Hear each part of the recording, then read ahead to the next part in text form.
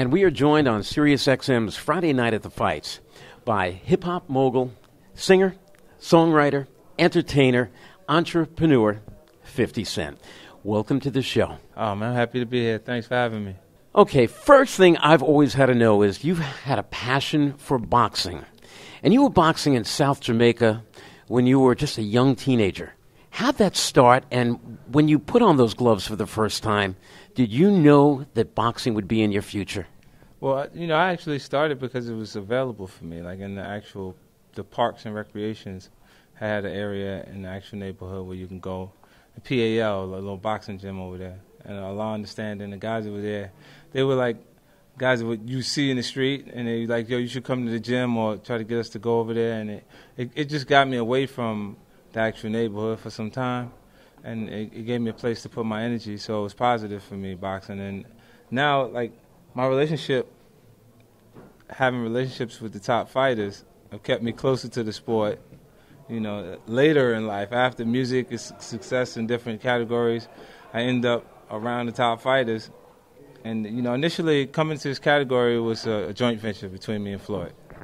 And it's really, really interesting because I actually traveled all through Australia. I've been all over the world, but Billy in Australia is the top fighter. So like I came across his material while I was in Brisbane, Melbourne, Gold Coast, and Sydney, in different areas. While I was out there, I got a chance to see different things, hear things about him like they talk about him.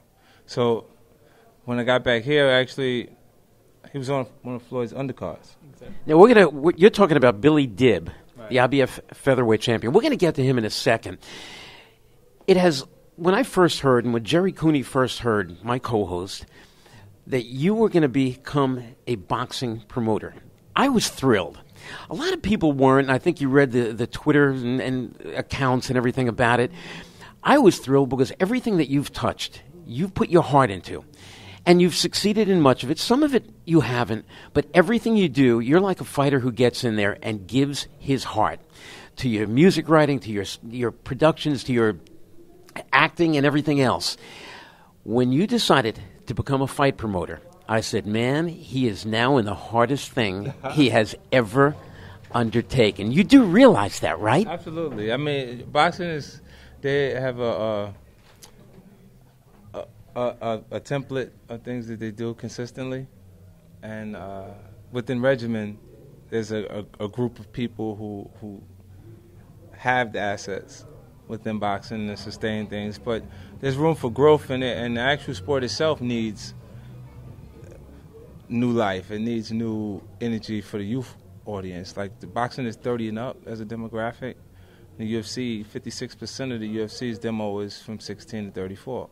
It shows you how much is missing from the actual sport. Of course, when you have the pricing of the actual tickets would actually be reasoning why the suits and ties come out when it's actually time for the big boxing events, but everyone actually loves it, the actual sport itself. Well, to me, I've always been passionate about it, so it's an opportunity for me to bring attention to the sport and have a youthful audience more interested in actual fighters, because I have them connected to me, they'll be connected to pop culture.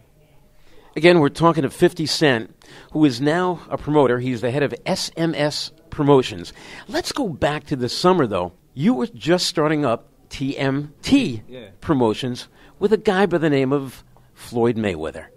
What happened with that? You were there the day he walked out of prison, and everybody was so excited about it, thought that you, on top, were going to team with the best fighter in the world, pound for pound, on top, that you guys could not be beat. What happened with that? Well, I mean, it's a big miscommunication, right? My communications were with Floyd. It should have been more with Floyd and Al Heyman. Now, are you guys still friends? Of course. I don't have any issues. Because he decided not to invest in the actual company. It didn't matter to me. The fighters retain their value. And it's not like I need him to help me promote.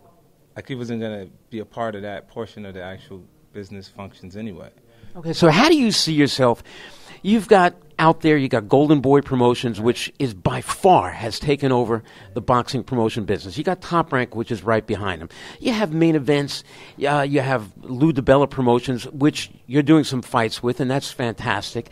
And I, you have to almost look at that. That's the odd couple, the Harvard graduated guy from Long Island and the street kid from South Jamaica. How's that going with Lou? That works great, man. I don't like to learn in losing. I'd rather, learn and process by collaborating with someone who has the information. So, working with Lou has made it a lot easier. It's a lot of mistakes that I have made doing it all by myself that I didn't have to make. So I'm comfortable with it. Now, how many fighters have you sat down with Lou or yourself, whoever your boxing team is, SMS Promotions, and decided how many fighters you're going to sign? I mean, Golden Boy seems to be signing every Olympian, every top prospect they can. What about you? That's cool to have a farming system where you can develop fighters to the point that you can actually have the superstars later. They may have those superstars later, but because I'm here financially later when those contracts end and they're like 25-0, I'll have some of those fighters that they actually have over there now. So I won't go through the process of farming a ton of fighters, but I do have Dante Strahan right there, boy sharp, out of Cincinnati, and Luis Oliveira. Like, there's younger fighters that I brought around, the actual well-established professional athletes that I have, so they can actually see in process, they learn everything. And what about Yuri Gamboa? Gamboa out there, yeah. Like, I'm ready. He's getting ready. We was looking at him versus DeMarco. And, Gary feels like DeMarco needs another fight before he fights Gamboa. 50 Cent, we're going to be following you all the way on SiriusXM's Friday Night at the Fights. The best of luck in a business that it could be as tough as anything you've ever done. Yeah. I mean, if it was your only business, it would be pretty tough. All right, if you don't have the finances to support maneuvering and doing the right things, so. Cool. If 50 Cent is half as successful in boxing as he is in every other business.